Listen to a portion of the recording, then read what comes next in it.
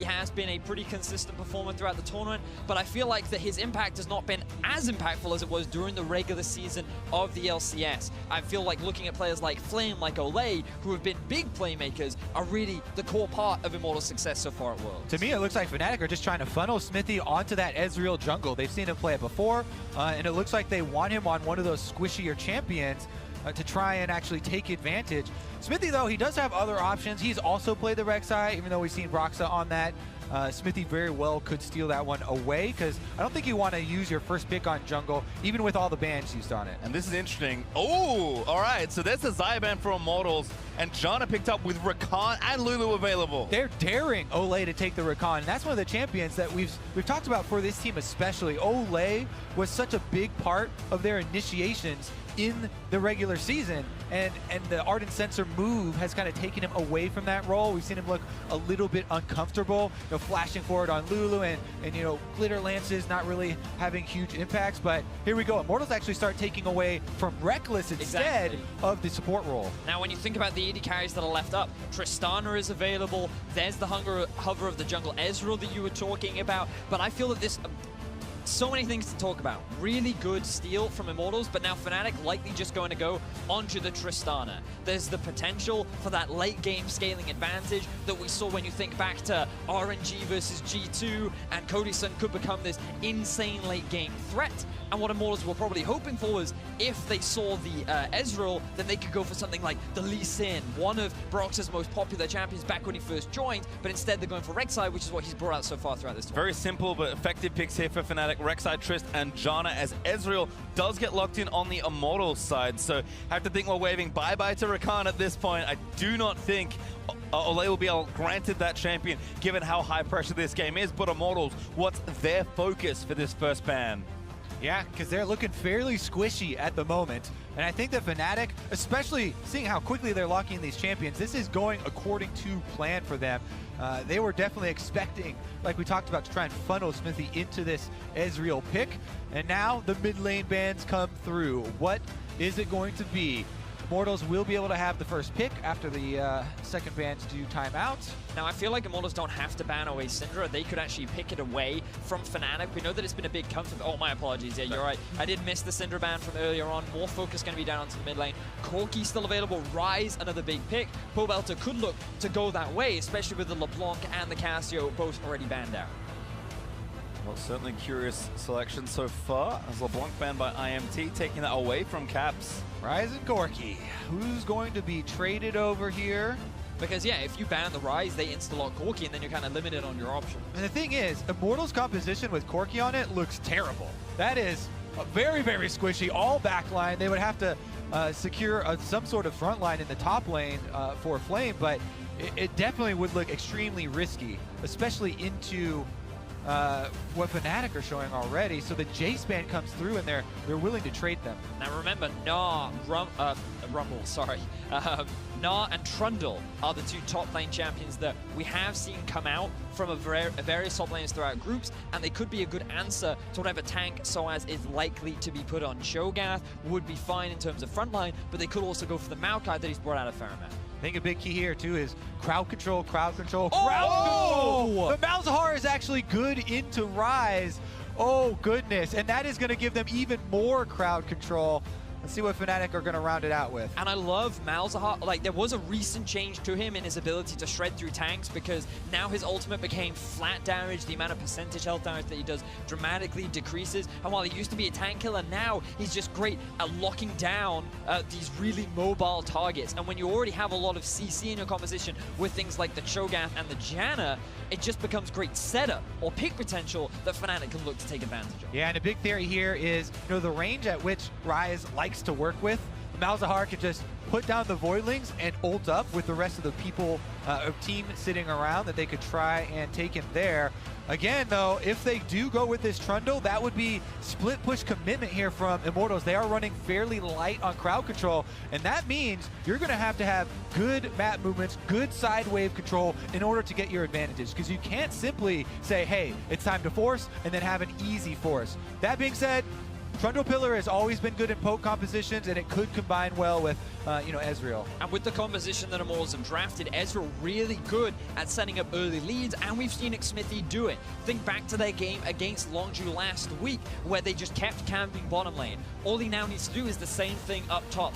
Get Flame ahead in the early game, start to put the pressure on Soaz, become the split push threat that Fnatic have no answer for. And Xmithie is all year long been a gank-happy, very aggressive jungler in the NALCS, so makes sense that he's taking the more aggressive pick here in Ezreal, but Immortals' composition feels very difficult to execute properly. Fnatic maybe a little more straightforward. Now, the last time we saw Caps play Malzahar was during the spring split of the regular season back in February, a long time ago since he picked up the champion, but clearly he's kept it in his wheelhouse, and now he's going to bring it out when Europe needs it the most.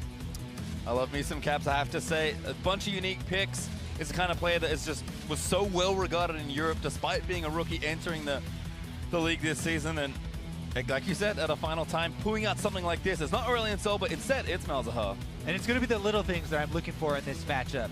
Is he going to be able to spawn Voidlings to block the Rise Qs and kind of make it difficult for Pobelter to get out that damage? Or will the pressure crack? Because Immortals, like you guys are talking about, it's a fairly flimsy composition, and they do kind of need to get rolling early for it to take effect. Meanwhile, Fnatic here look pretty confident. Their scaling is good, though. The Twitch is something you always have to respect, and something that we've seen a lot of with Immortal games is they go long. The reason why they did not get choice of side selection, the reason why they're here, is because they do have the longest game time in terms of their wins out of all of the teams participating in this three-way tie. So, Immortals can rely on that late game insurance, but it needs Cody Sun to step up. Well, there's a lot on the line for our competitors at Worlds, and you can help raise the stakes with 25% of the proceeds from Championship Ash and World Skins being added to the prize pool, while another 25% will be donated to charity. But with that, it's time to move out into our first of two tiebreakers this evening. Gentlemen, I should be so lucky to have you here with me for this game number one. You're welcome, Pace time. You're welcome. And look, if the stakes were high in the last game, they're even higher now. All right, this is definitely a must-win game for both teams, goes without saying. Now, one of the things with Ezreal, okay, he gets hit with a Rupture as we start this off. Silence. Ooh. And they will get the flash away from Xmithie, but it looks like the action's not over yet. Yeah, looks like a bit more happening here as Cap's gonna get knocked back up. The level 1 fight looking good.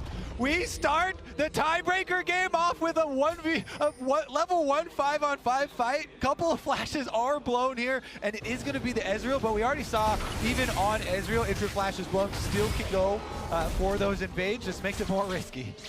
And Caps, he was chunked out pretty low. I believe he's already been forced to use one of his health pots, so Pobelter will have that advantage over him. And the important thing to note about this matchup is Malzahar's early wave clear is very weak, and that will give a bit of pressure over to Pobelter. Yeah, I mean, if you take your hand in this champion and haven't played him in a while, the CSing especially is really hard. Is definitely frustrating early on before you get some extra levels into your skills. So oftentimes, even at the pro level, we see the Malzahar players getting a little bit behind in CS early on. Pobelter actually doing a good job here, trying to push the wave in and make it more difficult for him. Now he's likely going to max his Malefic Vision, his E, and once he gets around level 7, that's where the laning phase gets easier. We got to talk about this top lane. What did we say? Xmithie going top early. Flame already in combat, and Xmithie coming up. Also he goes for the trade, level 2 Ezreal. Great rupture there from Solas, but the pillar is going to force the flash out. Tagged already by the red buff. Xmithie still going Flame. Flashes forward, and Immortals going to grab first blood. Xmithie's going to take that one. Here comes Broxah, but they didn't actually sustain any damage, so don't know what he's going to try and get done here. Maybe a counter jungle or maybe a little bit of warding done. Xmithie's actually recalling with that gold, so Broxah could go mid if he wraps around. Now TP has come back up top. Ezreal's gone back to base, so he's not going to try and go for that repeat gank. But this is exactly what we were talking about. Early investment topside, get Flame ahead, and start putting that mental pressure down onto Soaz. Try and put him in a situation where he starts to fall behind and doesn't know how to come back. All right, we get a replay here, but you don't need too many replays to check out level 2 Ezreal ganks. They've been very, very common, and he just Arcane shifts in with the red buff, playing the slow. That gives Flame the confidence to flash forward, landing extra slow there in the meantime with the chomp, and in the end, since the regeneration was coming through, Xmithie decided to take that kill, the last auto. Well, it looks like going according to plan early on here for Immortals, but Broxah did stick around in the jungle for quite a while. A pretty heavy counter jungle here in Xmithie. He's actually back on the bot side of the map, so maybe something more brewing. Yeah, after the early investment, Flame should have it communicated here as well that he needs to play fairly safe at the turret. He doesn't want to overextend. Fnatic, remember the success previously was all those visits from Broxah to get Soaz snowballing on that Cho'Gath. And this time around, it's going to be imperative for Immortals that they don't let that happen. Meanwhile, Smithy's bottom side, and he still has his red buff. Guess who's at it again? Looks like Jez could be the target, but jumps on a Reckless. They're going to try and apply the red buff, does land, and forces the flash. Fnatic, they're struggling in the early game right now. Xmithie doing exactly what he did against Longzhu, but spreading his pressure all across the map, getting a kill up top, forcing the flash down bot, and now he needs to maintain this pressure. Remember this composition, yes, it does have a good late game, but it's also very squishy, and being able to have these early leads, have that advantage over your opposition is a great way to start off this game. Definitely true. And remember with the Ezreal, oh, he actually waits around and the Raptors spawn right in front of him. So Smithy with a secondary Raptor take here. Even though Ezreal doesn't love the Raptor camp early on, it's not that big of an issue. And especially since the sides have been split here, so it's kind of a necessary take for him to keep pace with Broxah. As Broxah now off to Scuttlecrab can make a visit towards Pobelter. Yeah, it looks like he pretty massively hates it. Actually took so much damage trying to kill the Raptors, but does secure it at least and keep up and even in jungle experience. Again, given how much ganking he has done early on in this game, it's important for him to keep pace. And Pobelter also still slightly ahead in this mid lane matchup. Did get off a recall to match Caps, and now has that tier charging up early. Pobelter actually back in, but bit of trade damage. Yeah, Caps is able to get the Voidlings off, but even with the Voidling blocking the second Q there, still decent damage dealt by Pobelter in the trade. Meanwhile, a lot of vision below the mid lane here for Immortals. They've got Control Ward down here, and there's even some deep, Immortals, that's what I was saying. That is just here cleared out by Jez's, but it does see the roam towards mid. And I think Immortals are respecting the fact that Fnatic have this tendency to play around the bottom side of the map. They want to make sure that their Twitch does have a happy laning phase, and right now Cody Sun does have that pretty significant CS advantage, which is something that is much easier to ascertain when you're being paired up with that Lulu. So both AD carries going fairly even, and what you really want to be seeing from Reckless is putting that Twitch under pressure. You want to try and punish that early laning phase, which, if you can't, is going to be great for Immortals come the mid-game 2-item spike. Pretty funny for me to see Cody Sun actually doing the Reckless against Reckless. Daggers everywhere in the bot lane. 5 total, 2 versus 3 for Fnatic and IMT's ADs respectively. As we said, expecting some early Zeal items, wanting to get more of that wave clear and scale up, so certainly makes sense. Broxah in the meantime poking into mid lane from the top, but instead walking back to the jungle. Keep your eyes on the teleports as well, because Soaz is about to return, whereas Flame recently used his. This could mean that Fnatic could try to make some kind of play happen down bot around the dragon. It is an early Cloud Drake, but being able to get that early advantage and start the Reckless Snowball could be a great way for Fnatic to play. And they just saw Smithy down bottom side, so Fnatic know they have numbers on top side. Flame definitely going to be the target. And there's no teleport from Pobelter this game around, so he is 1v3. Caps goes in, he's got the level 6, he flashes early with the flash on bar from Broxah is there. Caps, he's going to try and get himself a kill with the subs into the suppression. Caps, wonderful roam, gives Soaz a kill. Nice execution there from Fnatic, able to pull off the play, and with Immortals overloading on the bottom side for Fnatic just bails. They recall completely, and it's going to have to be Smithy trying to answer with something else. Now Pobelter will get a decent amount of damage down onto the middle lane. Ooh, good ultimate there from Xmithie to try and keep that top tower alive. But you do have the Voidlings, and it's past 5 minutes, so that top tower dies extremely quickly. Yeah, they're in the race here, and even with the red buff Ezreal, here come Reckless and Jez's to defend the turret and try and delay. The first turret bonus probably going to be Fnatic. Looks like that's the case. Soaz going to get the last hit and split a good chunk of gold between him and his mid laner. Immortals do answer, but the bonus gold went to Fnatic. Question is, oh, they're not actually even transitioning into the Drake. People who don't care about the Cloud Drake enough. Here's a good charge here from Fnatic. Remember, they saw Smithy down bottom, so they know this is a simple dive to pull off. Since Pobelter doesn't have teleport, there's no possible reinforcements.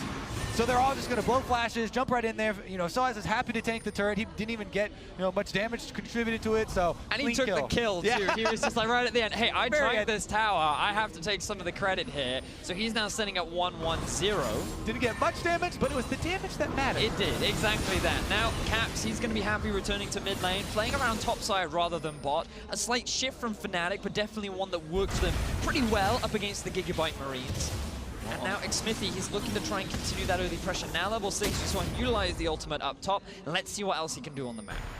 Remember, Soaz also teleport advantage after this, so they still have to be a bit cautious on bottom side, even though the Fnatic tower is down. That's why kind of Reckless and Jezz are just pushing in on the turret here, making use of the Tristana explosive shot. They know they actually have top laner advantage if Soaz could back off far enough that it wouldn't be interrupted by a pillar. I do like this vision, though, from Immortals. They put it just into He's backing off the river. They're looking for a play. Oh, Cody gets knocked out by a tornado. May take a little too much damage. Reckless with a buster shot forces the barrier out of Cody. You can tell they're setting up for it as Soaz on your mini-map, backed all the way off to his turret there. That's kind of the indicator for the possibility of one of those plays being set up. And that was very close to being a 5-man bottom with Caps rotating over, but the defense is there for the meantime. Now, look in the middle lane, because Caps, he's reached the level 8 mark. We talked about how level 7 is where things get a lot easier for Caps because he has so many points in his E.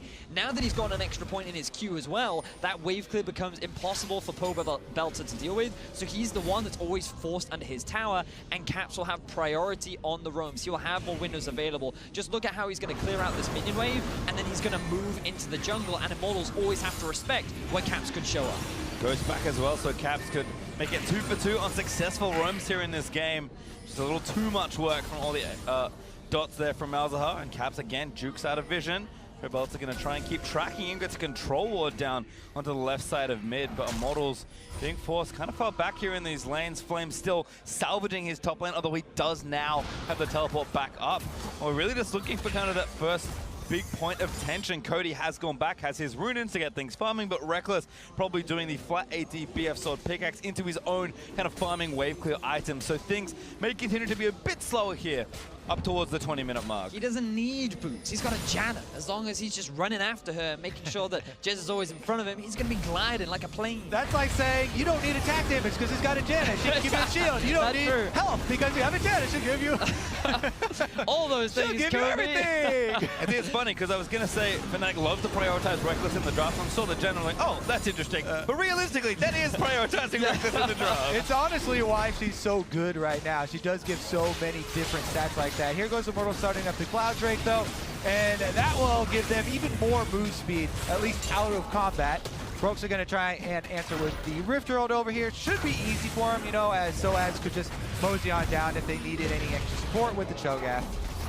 Now it looks like Soaz is working towards that Righteous Glory, so Fnatic have that engage option, and we got to think about that because when you look at both sides, it's not actually a lot of engage. You don't think of something like the Gragas, like the Sejuani, they were all banned out, so you're going to have to rely on Soaz flanks, you're going to have to rely on good pillars from Flame, and there's just going to be a lot of kiting and back and forth and just individuals either being out of position and relying on big objectives to force these fights. That's why we keep talking about how difficult this composition for Immortals would be to pull off.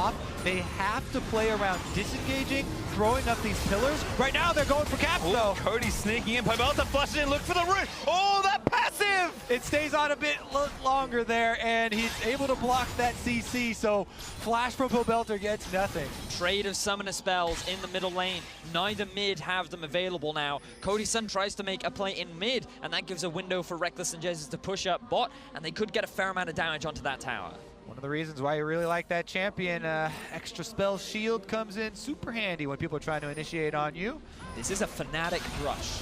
This is the sneak in the brush, sit and wait for the enemy team to overextend, but Immortals, they're going to go back themselves, assuming that Reckless and Jezz have already gone back. It's an interesting term how it's evolved to people just say any brush. If they're in the brush. It's a Fnatic brush if they're in it. But originally, I remember it being this one super far up by the secondary turret in the side lane. That was the original Fnatic brush from like 6 years ago. Yeah, back when they used to run the double TP Lissandra top kind of days. So definitely been taken slightly out of context, but I had 2 Fnatic members in a brush. I'm going to call it that. Soaz was on that team when they were doing it.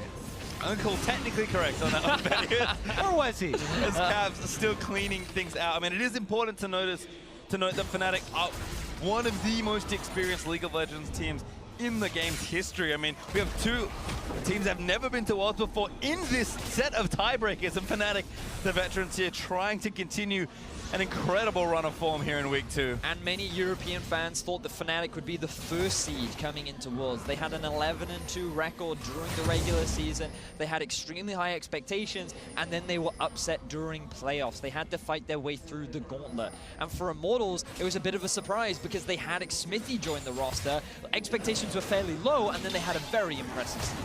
Yeah, the reason expectations were fairly low is because of their spring split performance, but they completely turned it around. Smithy coming in. Also should be talked about is Song and the coaching that really helped out Immortals as far as their decisiveness. But right now, the Rift Herald is making quick work of the first outer turret in mid lane for Immortals, and Fnatic push ahead in gold. Void wants to party there, does net Fnatic the mid outer turret.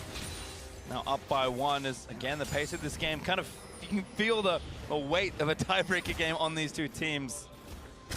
I'm fascinated by how many of these fights will actually start because, you know, we talked about the engages earlier on, but right now I think both teams are pretty happy to scale. Malzahar's not exactly a weak late game champion. He used to be much stronger with his percentage health damage, but now Immortals looking for a pick. Codyson looking for something here, but Pobelta could be the first pick off. Caps lets the ultimate rip. Broxah lines up the knockup there and silence 2 Jets. Caps nails the kill. Extremely easy setup for Caps. Pobelta couldn't do anything because he had no flash. He was silenced up after the ultimate, and the chain CC from Broxah will get the Fnatic mid laner his first kill of the game. Pobelter had his eyes on bottom lane there, trying to run down to the play. But again, like we emphasize in Champion Select, it's so much easier when you have these crowd control abilities at your disposal.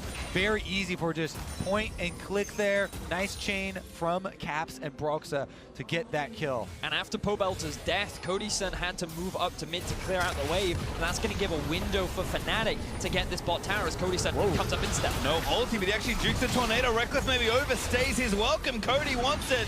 Will not flash forward. Nice silence from Caps to cover the aggression.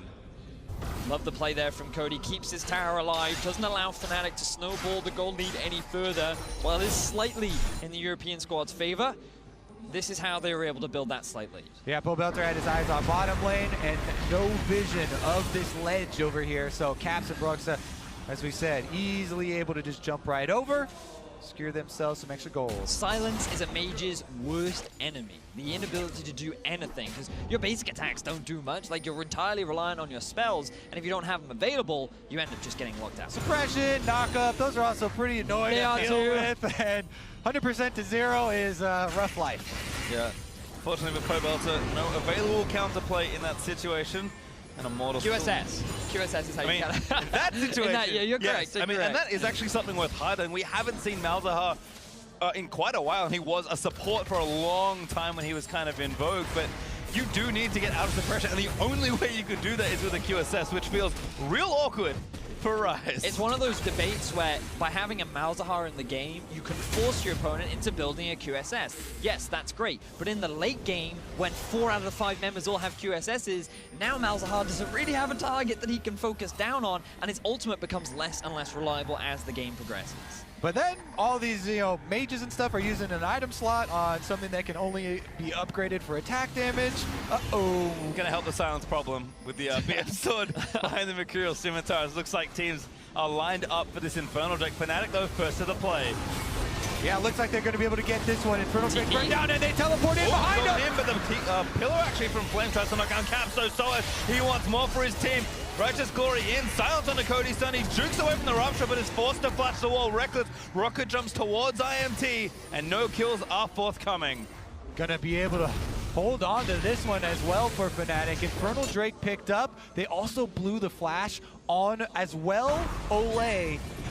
Codyson, so the back line definitely very vulnerable for Immortals right now. And remember, the only kind of defense they have in the front line is these pillars going up to try and kite around, but it's going to be very difficult with all the things that Fnatic are trying to throw at them.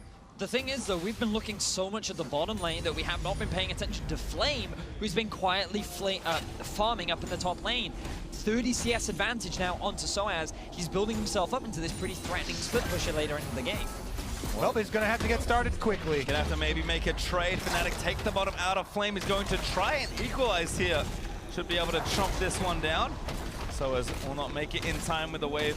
More than enough for Flame here. And this is a pretty good picture of what the game is going to look like as it develops. Flame is going to want to have as much side lane time as he can, and Fnatic are just going to try and force. Exactly that. They're going to try and force Immortals to group up as a 5-man, whereas Immortals are trying to separate Fnatic and keep them in their individual side lanes. Send Pobelter down bot, keep Flame up top, play this 1-3-1 style, and make sure that Caps is separated from the rest of his team so that they can use Cody Sun to try and find these picks around the map. Immortals and Fnatic both have ways they want to play, but it's all about who can get that vision down and be the first one to set up for objectives to then force their way of playing. Well, again, the game develops as we hit almost 20 minutes. QSS now done for Pobelter, but we'll check in back with the bot laners. There's 2 items done for Reckless. Very close in gold between the 2 marksmen, but Cody is a little further away, in part thanks to his boots to purchase, but not too far away from finishing his second major item, of course, being the Infinity Edge as well. So we're getting team fight ready if the teams want to have some sort of a scuffle, but again, the pace of this game, very deliberate, certainly echoes the stakes in this match. Top lane, Soaz was waiting in a brush, and now he's charging at Cody Sun. Oh no, oh no. Rupture is going to land the wild grip. Maybe not enough. The execute from Broxer not there, but the feast not needed. Broxer grabs the kill, and now Cap in onto LA. Look at the silence him. That's so much damage from this Malzahar. The shield not there. Cap snipes Olay with a Q. Fnatic able to take advantage here. They kill off that bottom lane without flashes, and they're around Baron now. Remember that the play that Fnatic tried to force earlier forced both those Summoner spells. Smite is available for Xmithy. He is in the vicinity, and I don't think he wants to give this one away for free. 15 seconds to feast on Soaz. Pobelter trying to shove down mid, but Caps will match him. This should be Baron going over to Fnatic. Immortals do not contest. It's just so dangerous for Immortals. Fnatic have all of this CC. They're waiting, by the way, for Baron buff so that the respawn... Actually, I think they just wanted to give a Cho a feast stack. Okay, the cooldown on his ultimate. I was like, oh, maybe they're waiting for someone to revive. Wait, no one died on their team. Yep, we can see exactly how Fnatic were able to make this play. They saw Cody Sun trying to catch the wave. They knew he had no flash. So as rushing the Righteous Glory allowed them to get the collapse. And unfortunately for Ole, he couldn't provide enough utility. And this is the reason why we talked about with the outer turrets going down for Immortals. It's such a dangerous game. They're the team that has to run away, has to kite, and Fnatic are the ones with the more options because they have all of these tools to pick people off. Really good use there for Fnatic to capitalize. They actually got both of the kills off of that, and a very, very good Baron for them to push up bottom side now.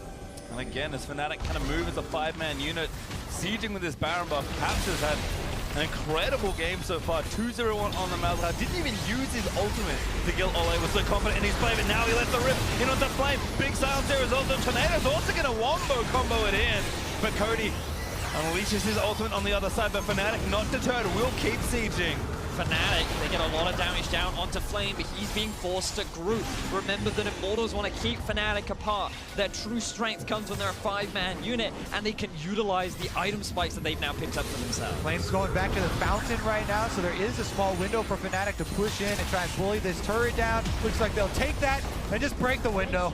IMT concede the objective. Figure it's not worth fighting over that tier 2, but now round 2 is Fnatic. Still got 2 minutes left with his Baron.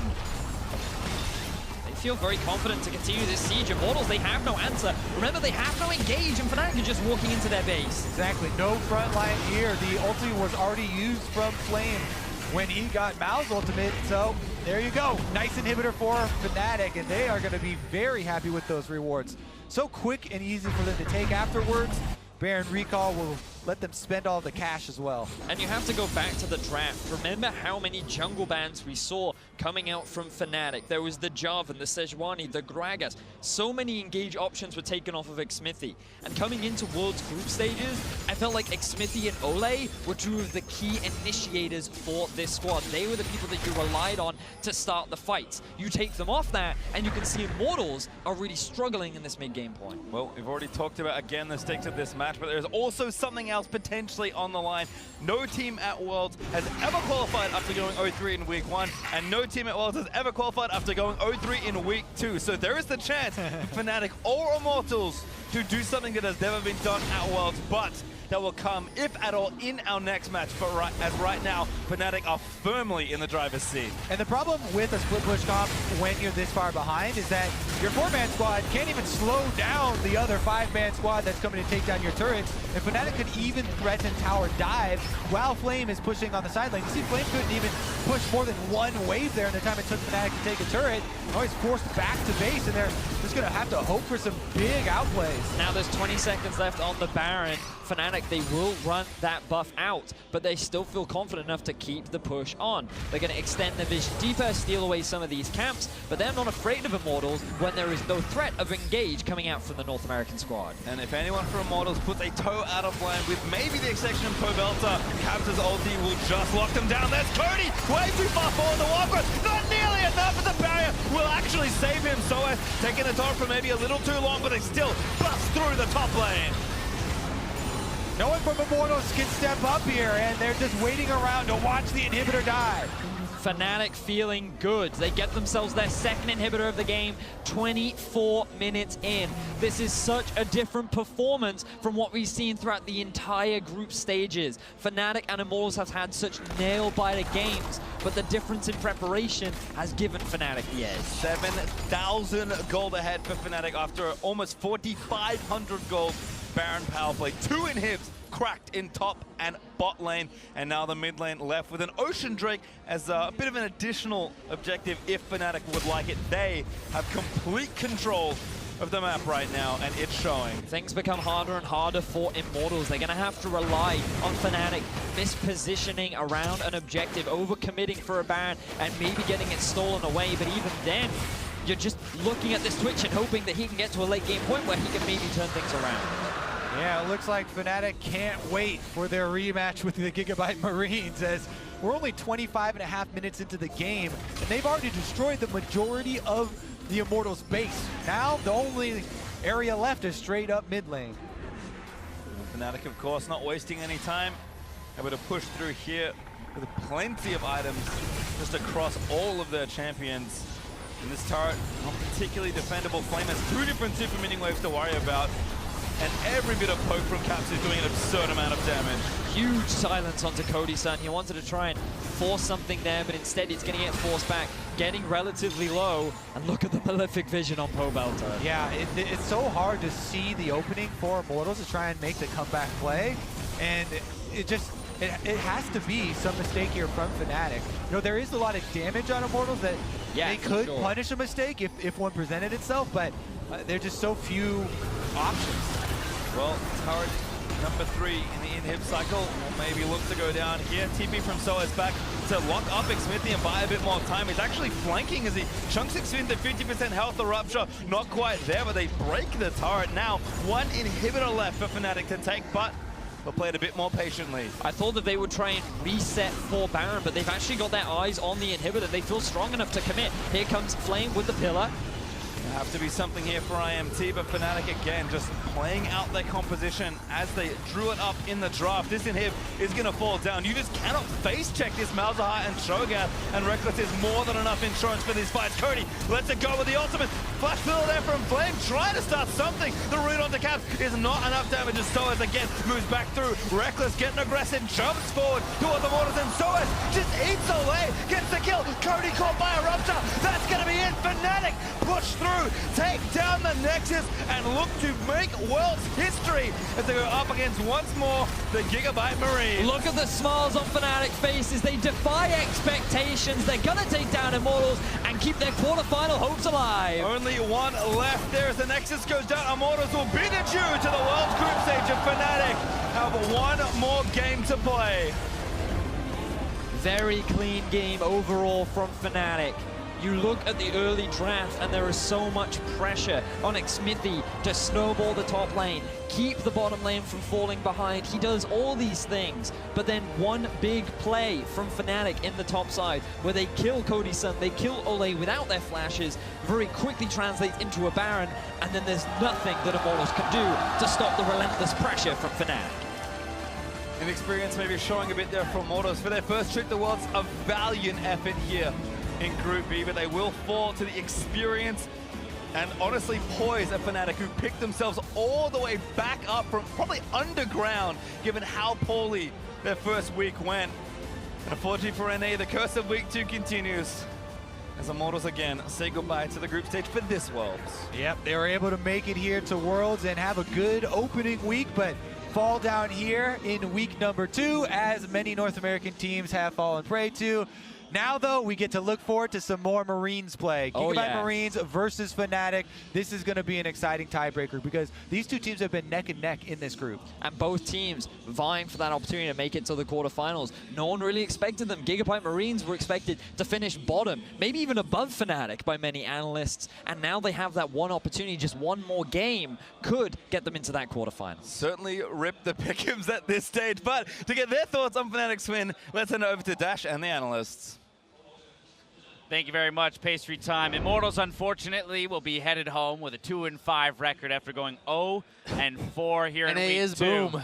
Yeah, basically, but Fnatic keeping the dream alive, winning 3 of 4 so far today. Only have to put one more together. You pointed it out. Caps walking by the camera, holding that up, calling it out. Just one more, baby, against the Gigabyte Marines. To make history, remember, to make history, to be the first team to go 0-3 in week 1 and make it out. It would be a feat. It'd be an absolute miracle run. Before the show, we're like, what are the chances of Fnatic making it out of groups? And we're like, negative. We were talking 0-6, you know. We were like, okay. But like, that's the thing. Like, so much respect for this team now because they were done. And mentally, this team is not very strong. Like, when they start losing games, it falls apart, and they're not really picking themselves up. They lose to Longshoot at 0-4 already then, and then they managed to turn around. Like, very impressive. And the confidence boost they needed from, well, I want to remind everyone, Immortals going into the bot lane in that game earlier today, pushing that tower and Cody-san with the flash and all those mistakes that happened, that gave the win over to Fnatic. They needed to do what they're doing now. Right. At any point during this day, Immortals could have taken control of their own destiny and moved themselves forward. Fnatic has done everything in their power when it was their turn to make something happen, and they've done it.